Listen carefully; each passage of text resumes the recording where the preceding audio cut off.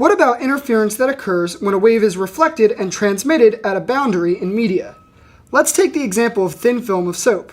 There would be an initial wave that hits the film of soap and just gets reflected immediately. So let's think about the phase shift of that reflected wave.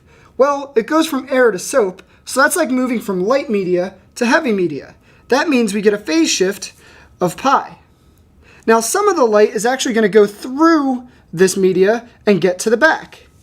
So it's going to go through, and some of that, if we want to see the interference, is going to reflect backwards and have, some reflected portion here. So we have to characterize not only the reflection going on here, but also the difference in path length that it has. So, based on the reflection, because this reflected portion goes right here from soap to air, that's a heavy medium to light medium, and we get no phase shift as a result. But what about the path length? So using the path length formula, we know that it's just whatever fraction of the wavelength you have times 2 pi will be the change in phi because of the path length.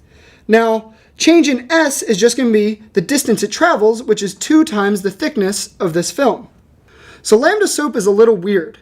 As it turns out, because there's a difference in speed between the wave in air and the wave in soap, the wavelength of the light in soap is going to be different than in air. So we can account for that by including the index of refraction for soap and then using lambda air, which is what we would typically think of. Now I've also included here the path length difference, which is just 2 times the thickness plugged in for change in s. Now this describes the change in phi based on the path length that this has had to travel. Now I want to include all this information to figure out how they'll interfere.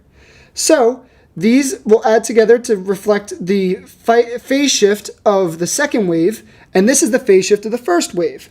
So if I take the difference, I will get 4 pi t times n soap over lambda in air minus pi. It's just this term minus that.